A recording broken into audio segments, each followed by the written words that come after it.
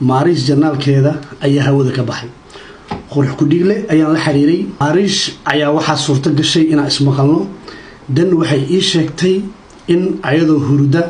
email u soo dhacay markay soo kacday ay aragtay emailadaas waxay ahaayeen screenshot ay soo dirtay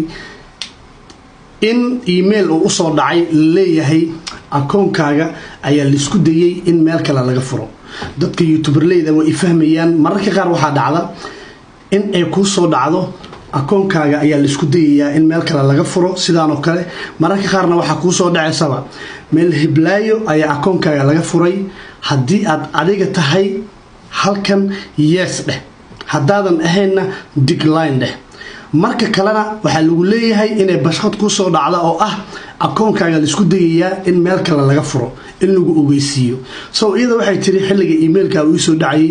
waan hurday gadaal dambe marka